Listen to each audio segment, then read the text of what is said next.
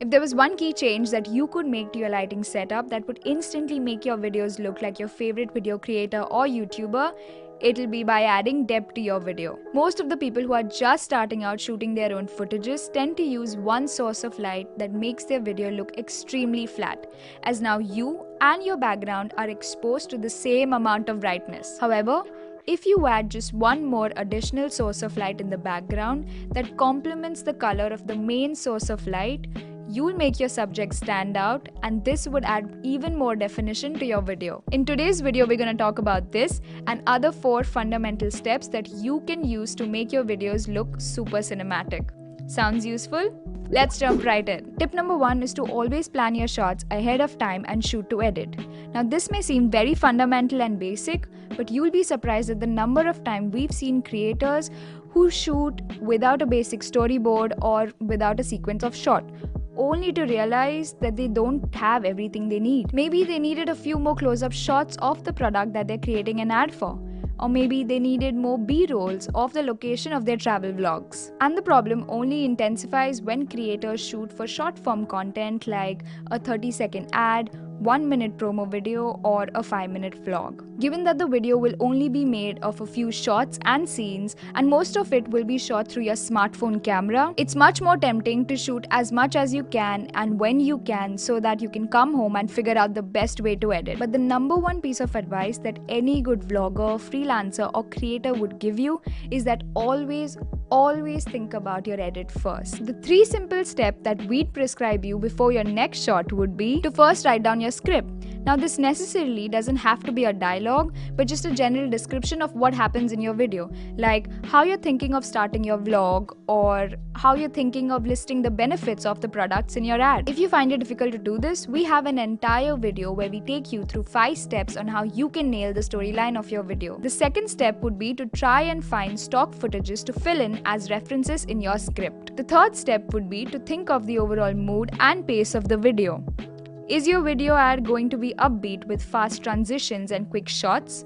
Or would it be more emotional video that touches upon one of your core values? One trick that definitely helps in figuring this out is identifying the reference music track that fits exactly the way you're imagining your video to come out. Tip number 2 on our list is to ensure that you do a recce of the location and gear beforehand. Once you know the kind of shots you want to take, make sure you visit the location beforehand and answer the important questions, such as, do you require natural light? And if yes, what would be the best time to shoot your video to get the mood you need for your video? Based on the position of the sun, what shots would you take first and in what order? If you're shooting indoors like a product video, do you have enough light leakages like a window that will affect the look and feel of your video? Same goes for audio if you're planning to record sound. You'd want to check out for unnecessary source of audio that can't be controlled. Tip number 3 is to avoid handheld footage as much as possible. Handheld footages work just fine if you're shooting videos to post on Instagram stories, but more often than not, they come off shaky, and this immediately draws the attention of your audience to the camera or the person behind the camera rather than the actual video or the storyline. For example, here are 2 simple shots, one taken with a handheld iPhone and the other taken with an iPhone on a gimbal. You can clearly see that the one with the gimbal has come out to be a lot smoother than the other one. This problem intensifies when you shoot things that are in motion or when you want to even do basic camera movements like a pan or a tracking shot. So it's highly recommended that even if you're shooting with just your phone, using a stabilizer such as a basic tripod or a gimbal can make your shots look more professional and steady. The one we highly recommend is the DJI Osmo 4 that you can get for just as low as $130. We'll drop the link in the description below. Now, in the rare event when you don't have access to one, you can try and minimize the shakiness in your footage by holding the camera as close to your body as possible with your elbows folded. Number 4 on our list is to lock your exposure and focus before you start shooting. Exposure is the amount of light you capture while shooting. And if you've left exposure on auto mode, as is the case by default in most smartphones, your phone will keep auto-adjusting the exposure based on whatever you're pointing at. This looks extremely amateur and unprofessional, and even for the untrained eyes, it comes off as unnatural because our eyes are not trained to perceive things that way. So what you want to do is open your camera and tap and hold the point on your screen that you want to set the exposure and focus to.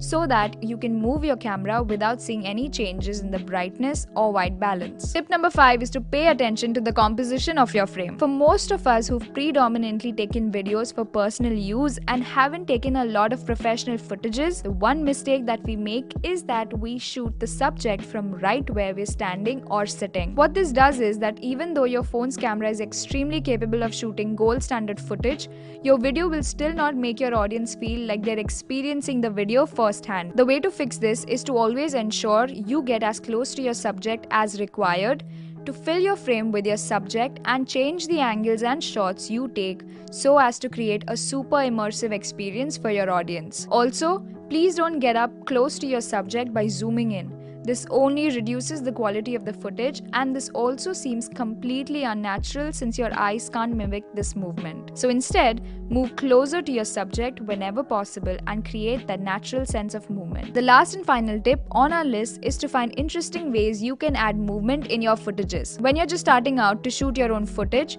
the natural tendency is to hold the camera steady and shoot clips or use very simple movements like a pan for when you want to shoot a beautiful landscape like in a travel vlog. However, there are other simple camera movements such as a slide past foreground shot where you can use an object that is in your foreground to reveal your shot. And this was a roundup of 6 videography tips that you can use to make your video more cinematic using your phone or a camera. Did you find these tips to be useful? And which one was your favorite?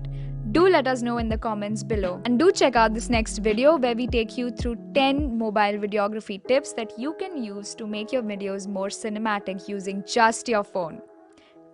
Đăng ký dùng thử miễn phí phần mềm tạo video tại trang web invideo.design.